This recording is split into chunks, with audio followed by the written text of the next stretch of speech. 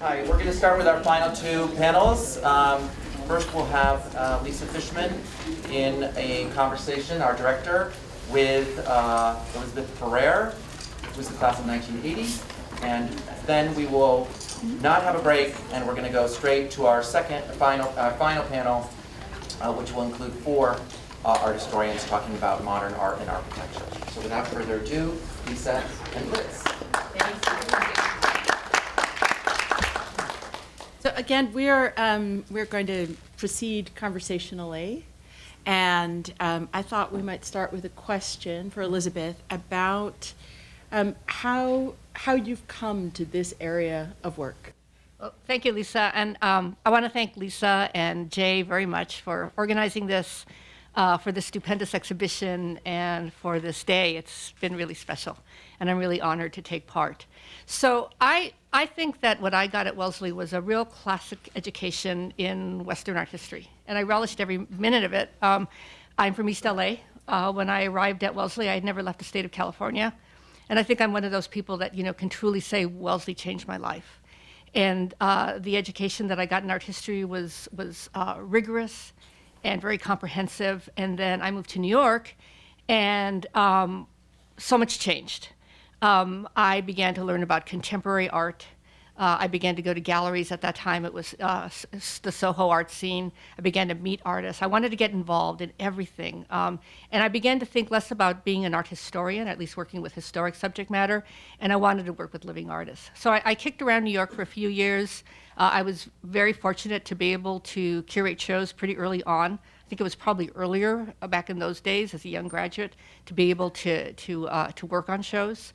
After a few years, I realized that there was still a lot missing. As good as my education was, there was no J. Oles at Wellesley back then. And I knew a little bit about Chicano art because I had grown up in East Los Angeles, and I'd seen the murals. I was a little too young to participate in all that, but I was so excited about that when I was a young teenager and watching that grow around me. But I didn't know anything about Mexico.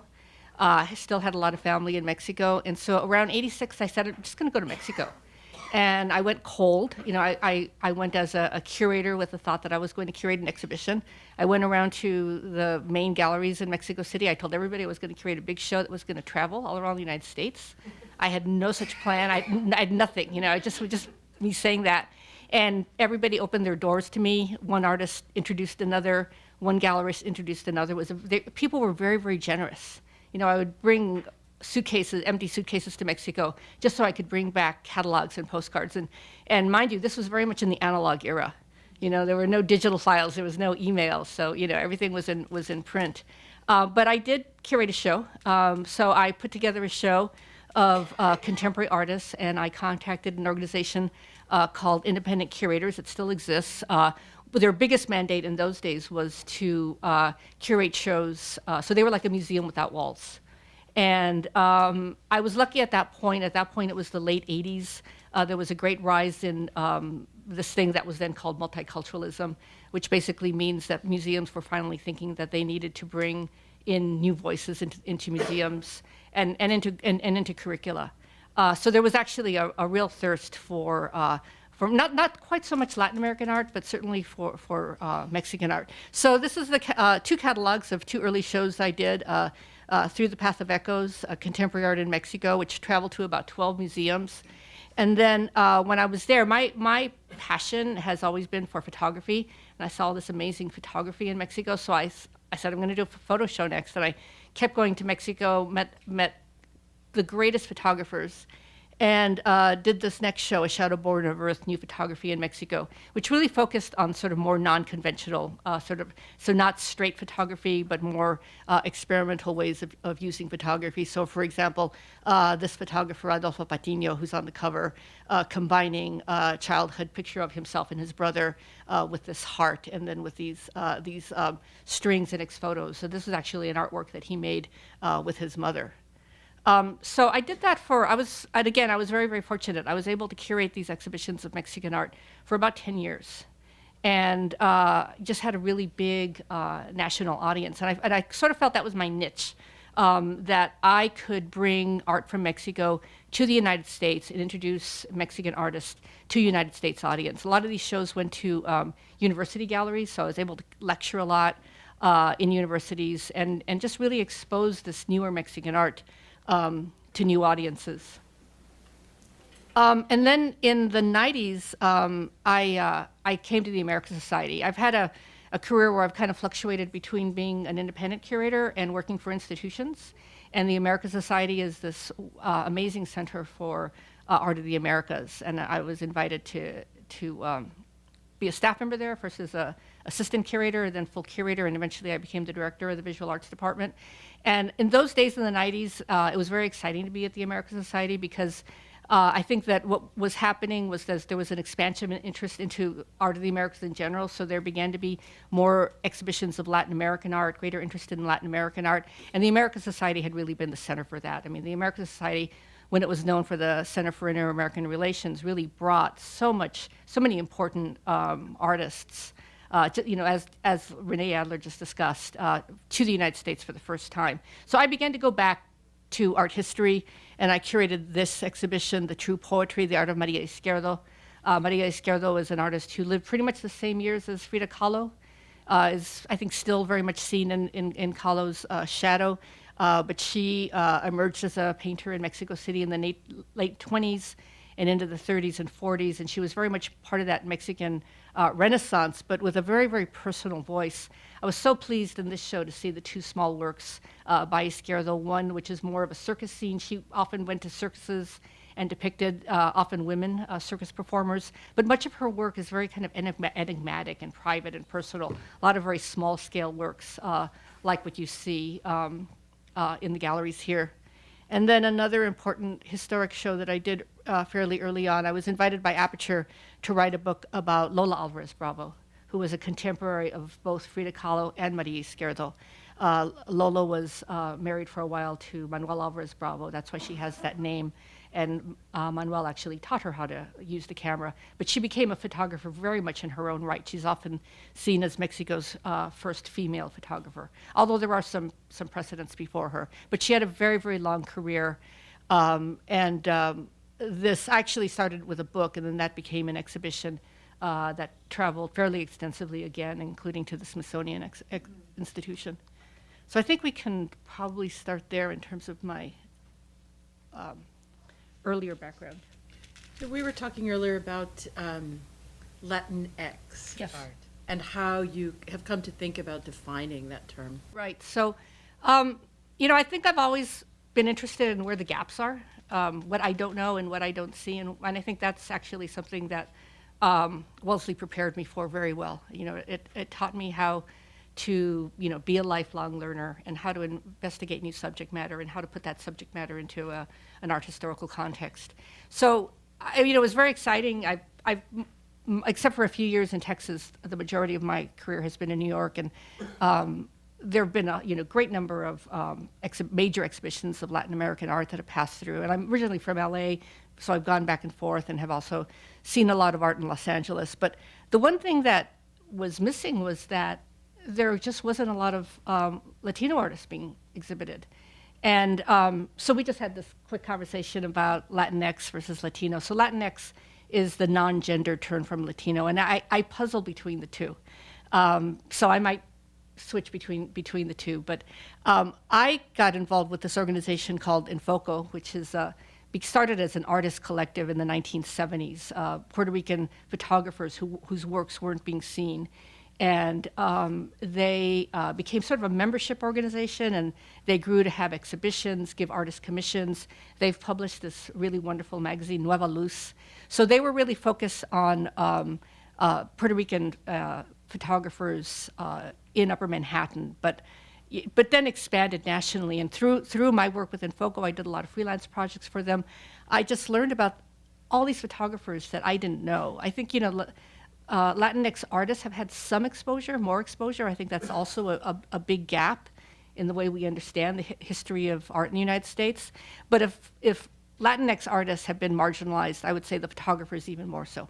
There have just been fewer opportunities for them to show their work. And what I've seen, and as I've learned more is that, at least in terms of the photography, it's not taught in schools. There is no book. There's really no museum collection. The one collection that does exist is Enfoco's collection. And so working with Latinx artists kind of became the next big focus for me. 12 years ago, I went to work for the American Society, for BRIC, which is an art center in Brooklyn. I was excited by their plan to build a new building and about the freedom I would have there. The mission is basically to support artists in their diversity. And so I really took that and integrated it into my mission, which is to focus on Latino artists. And so I've used a lot of different strategies as a curator to give more exposure to Latino artists through the platform, through the institutional platform of BRIC. So just a couple of examples. This is a show that we did in 2015 of Juan Sanchez, who's a Puerto Rican painter. He actually works in many media. Juan is the kind of artist, I think he's in his early 70s now. He should be shown at the Whitney. This show should have been there, but it wasn't. So, I thought we need to do this show. And what's been so gratifying in working with artists like this is that the community really, really comes out. It was one of the most popular exhibitions in our history. Can I ask you? Yes. If you're working on multiple platforms, right? So you've had this experience of working with an organization that mostly reaches out through a print medium, right? Enfoco, yes. Yeah, Enfoco. And then at BRIC, you're working in exhibitions in this platform. Can you see what the difference is in impact? Yes. This is one thing that I also puzzle over in terms of my own career and sort of how people involved with Latino art or other areas, Mexican art, African American art, how we work. One of the reasons that I chose to work at BRIC is because it is. It's not a mainstream institution because we really focus on diversity, but we encompass all sorts of diversity, any kind of, So, we're not an ethnic specific museum. I could have gone to work for a place like El Museo del Barrio, and I think that a museum like that has an incredible value. But I also think that it's important for artists who might show at El Museo to show at a BRIC, to show at the Whitney, and to it's so important for the community to be exposed to their own artists and have that support system, but it's also so important for those artists to become inserted into the history of American art or to be inserted into the New York art world. So for me, it's been a way of working where the artist is no longer marginalized, so that the artist is part of this much broader community and has this much broader audience. And I say that knowing that a place like El Museo or a studio museum in Harlem is also incredibly important. I think we need both, and I think they both have their role to play. A couple more slides. So another exhibition that we did, this was actually the most visited show that we ever did. This is Miguel Luciano, who's a mid-career Puerto Rican artist who's based in Upper Manhattan. He used the symbol of the Schwinn bicycle as sort of a nostalgic emblem for Puerto Ricans who are stateside. And one of the things that we're able to do at BRIC is to commission artists, and we have a fairly generous commissioning fund. So with that, Miguel was able to buy these vintage Schwinn bikes, which he then customized with colors and symbols and flags that he could then talk about the status of Puerto Rico within the United States.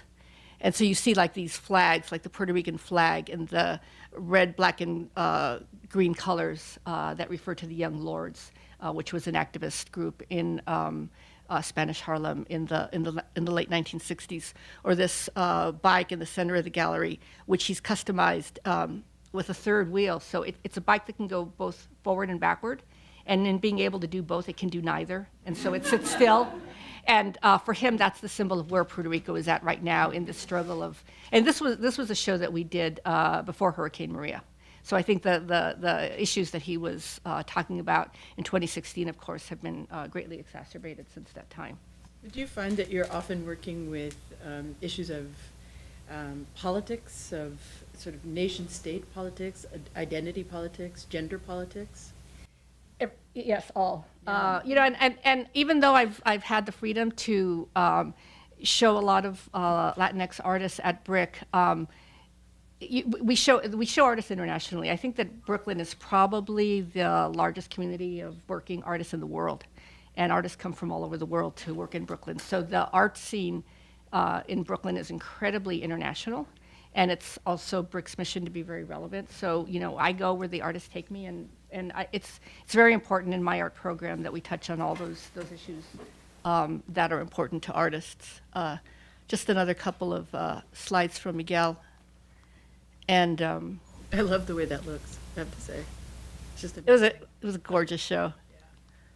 Oh, and another strategy that I've used is that this exhibition was about textiles and approaches to textile and contemporary art. But every artist that you see, except for this log piece, is they're Mexican artists that are now based in the United States. And I didn't make a big point of saying this was a show of Mexican artists, but the work was just so strong that I just included them all in the exhibition. And again, it was another, really, really strong, beautiful exhibition. And then, just also wanted to show this one other work from from BRIC. This is an exhibition that we did last year called Bordering the Imaginary, and this was guest curated by a PhD student. So another strategy is to bring in curators with expertise that I don't have. This is a young curator who had lived both in Haiti and the Dominican Republic and created this show of contemporary art that talks about that fact that this island, Hispaniola, has these two countries that are in many ways, very, very varied, but also share a lot in common.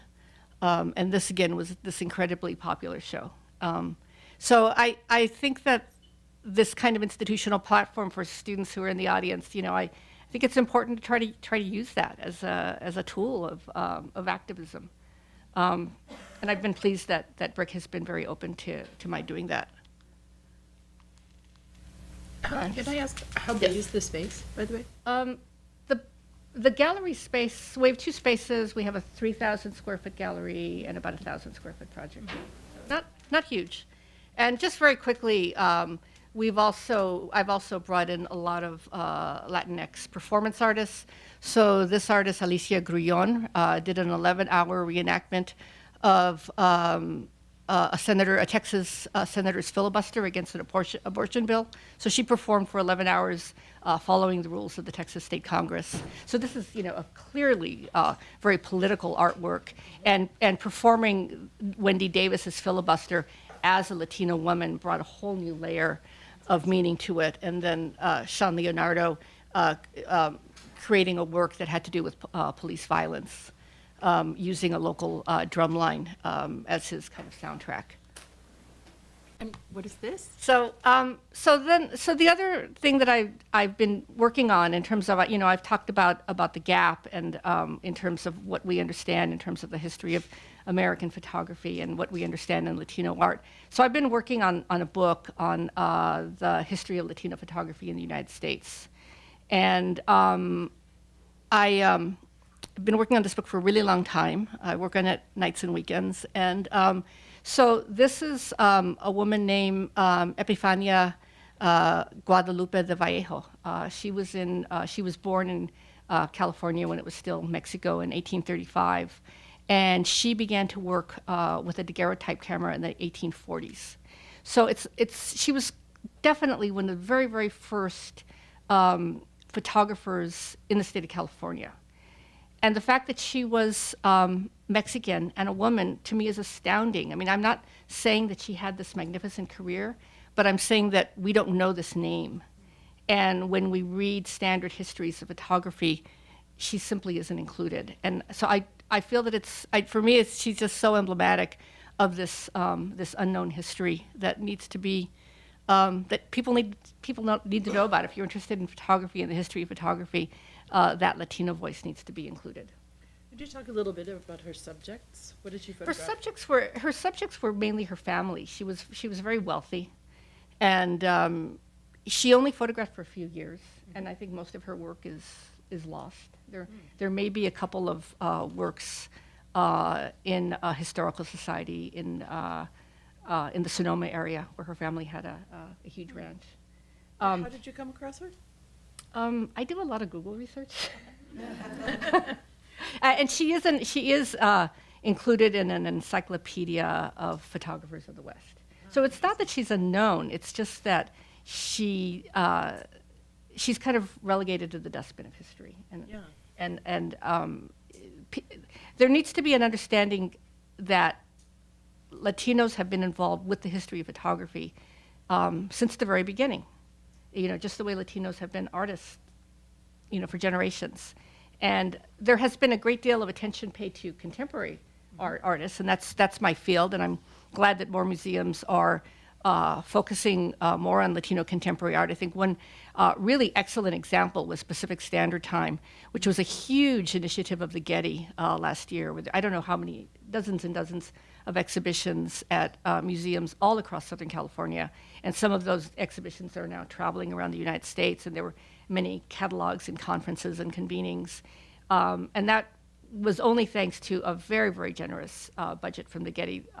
Most of that was contemporary, and I think what there now needs to be done is a lot more work on the history of Latino artists in the United States. That would be fantastic. That would be an initiative. If the Getty could get behind that. And there's been some. There's been some within that, but right now that entire story has yet to be told. So do you see places like BRIC as having not only an activist impulse in relation to the contemporary scene, right, their communities and the lives of artists, but also in the way that you're describing by, reclaiming histories that have been sidelined? Well, I think because BRIC is focused on contemporary art, I think what we are doing is sort of reclaiming communities, and giving communities that won't find a home in mainstream museums, they can have a home at BRIC. And the community has used it that way. I mean, it's sort of unusual as an art center in that we have a visual arts program, performing arts program, huge music festival in Prospect Park every summer, and also a lot of media. I mean, media is the medium of today.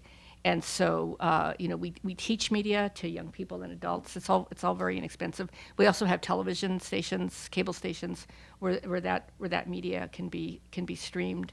And I think it's a new kind of cultural institution that speaks to the kinds of languages and the kinds of issues that people, at least in Brooklyn, are motivated by and want to say something about. Do you find that artists who exhibit at BRIC enter into a wider sphere of visibility as a result? Because you're not a collecting institution, Exactly. right? No, we're not. Yeah. Yeah, I would say sometimes. I think that, we are less interested in the artists that are clearly going to have a gallery career, and I have nothing against that. I want artists to make money, and some artists are going to find Chelsea galleries that are going to want to represent them. I think we're very interested in artists that don't make work that is commercial in nature. So, for example, Miguel Luciano with the bicycles, those bikes really aren't saleable. And during that show, a fairly prominent New York dealer came to me and said, I would love to work with Miguel. Does he make anything that he could sell? And I went to him and I told him, Miguel, this dealer wants to talk to you. And he just said, I'm just not interested. I don't want to make that kind of thing. And so I think that it is so important for institutions like BRIC or Centers for Contemporary Art to exist, who can support artists who don't find their path through the more, commercial Totally agree. outlet. It's excellent. It's really excellent. It's great work. Thank you. Does anyone have any questions? Yes. Following up on the artist just mentioned, the one who made the bicycles. Yes. How does he make money though? He teaches, and I think there is an ecosystem of grants and residencies that exists in New York that artists can tap into. And so he's been, so he has found some foundation support, commissioning funds from other museums, but it's mostly his teaching. But the teaching salary isn't going to pay him to buy and customize 10 vintage bicycles. So, like our commissioning fund allowed him to do that. So artists often these days who work in this way, they have to be very opportunistic. So they get a grant, and then they're able to make a body of work that gets shown, and then they need to go find that next body of money. So it's just this continuous cycle that's really, really challenging. But if you're in that network, you sort of know where to look next as an artist.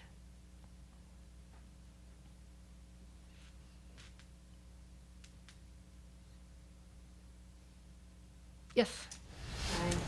Thank you so much for your talk and for sharing just the breadth of your career. I feel like in some ways I've been following in your footsteps for a while. So, Oh, thank you so and I much. don't say that, I mean, it's, you know, you're awe-inspiring, but an artist like Juan Sanchez, can you talk about him a little bit? Because he's such an incredible artist. His work Maybe we is could see if so we can go back. powerfully political, it's so relevant, Over and here, has Liz. been for a long time. And yet, he just hasn't gotten his due. And Right, so Juan Sanchez emerged in the early 1970s. I mean, one of the nice coincidences for us is because we're so Brooklyn-centric, is that he actually grew up in Williamsburg, which is now a very gentrified neighborhood, but at that point in time was largely a Puerto Rican neighborhood, very poor. And he started out as a photographer. He actually had contact with Infoco and had early inspiration from that group. And his practice has been his medium has been very varied. So he began to merge photography with printmaking, and then lately with video. This series of work, you see a large, these smaller works, but these larger works were part of a whole series that he did about martyrs. So people who have died for their cause, including Puerto Ricans who have died protesting for independence, Cubans who have also engaged in forms of resistance and have died in prison. Not necessarily well-known martyrs, but people that he felt were both martyrs and heroes. And these works are about 7 feet by 5 feet, and they're combinations of painting, his own photography, found photography, and printmaking. So it's a really rich symbolic language. A studio visit with Juan Sanchez is at least a 3-hour affair. I mean, he can talk about any one painting for about an hour. He literally in layers physically, but there's just layers of meaning in that work. One of the reasons that I wanted to do this show is that he hadn't had a show in New York since 1999. So it had been about 16 years. You know, he's one of those tenacious, true artists who's just at it. It's not for the success. It's certainly not for the money. Juan also teaches at Hunter. He has been very inspirational to Miguel. He occasionally is able to sell work, but it's in a way it's a little surprising that an artist like that will keep going. But he is revered in his community. He's revered by artists. He has taught generations of art students now, and so he does have that support. But my hope is that more museums would purchase this work, and a more prominent institution would do a retrospective of his work. There needs to be a book about Juan Sanchez. I mean, for me, just personally, that's one of the great reasons to be involved in Latino art. There's so much work to be done. An artist like this, one could write the first big book about Juan Sanchez. And that is such a great opportunity both for the artist and for students and for the art world. well, I think if I can follow up, from your perspective, having sort of, followed a trajectory sort of across Latin American, Latino art, what might you say about the still relatively low number of art historians that are, a lot of us are sort of self-taught in these areas, you talked about that. I went to Brown, I didn't study with a Latin Americanist, and yet, but, so it's not that I think there's value to there being a site, there have to be PhD programs with scholars trained in the issues and histories that Latinos face in this country and transnationally. And there's still fewer than a dozen PhD programs, if even that, right? And there's certainly people who are open across fields, and that's a very important, mode of training. But from your perspective, having been doing this work for such a long time, do you have thoughts on that? Well, I would say a couple things. I think one is that contemporary art has kind of dominated the art world now, right? In terms of the market, more older historic art forms, the value has gone down as contemporary art just keeps going up and up. There are a lot of opportunities for young artists, so there's, galleries and lots of shows. So I think there's this huge emphasis on contemporary art, and there are young curators and young critics who are excited to write about contemporary art. There was recently a show at the Whitney, which might have been the first Latino show, and it was very young artists. It was fascinating, but they kind of skipped over many generations to show these artists that were just of the moment. So I think, you know, for better or worse, that's one of the problems, this prejudice that contemporary art is the art that, you know, we want to see it, we're excited by it, but it doesn't give us much of a context. I mean, the second thing is I just remember, because I have been around for a while, you know, going to meetings of the CAA, I guess in the early 90s, and remembering all of the early work that Schiffer Goldman, who was a great scholar of Mexican and Latino art, and Mari Carmen Ramirez, who's a very important scholar of Latin American art, who's based at the MFA in Houston. What they did through CAA to simply say, listen, there's not enough coursework. There, you know, we need to press through that organization to have curricula. And Adriana, I think that you're trying to do that now through CAA and other bodies to create that, to create that institutional support system so that students have a place to go. But as you say, there are no textbooks. There are very, very few courses. And so then it does become easier for a person interested to say, well, I'll work with contemporary artists because that's where there's a lot going on.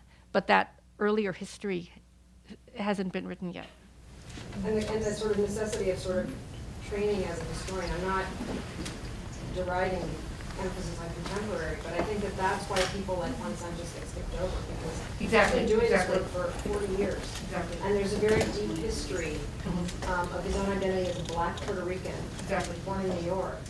So it's about attending to that, and without the training to do that, it's just not going to get done. Without people to train scholars to do that, to think about Juan Sanchez historically and as a contemporary artist. I mean, he's so prolific still. And I think the other problem is just, this is art world across the board. I think we value artists once they've passed. And then suddenly it's, well, that was a very important artist. So. Get the book written on Juan before.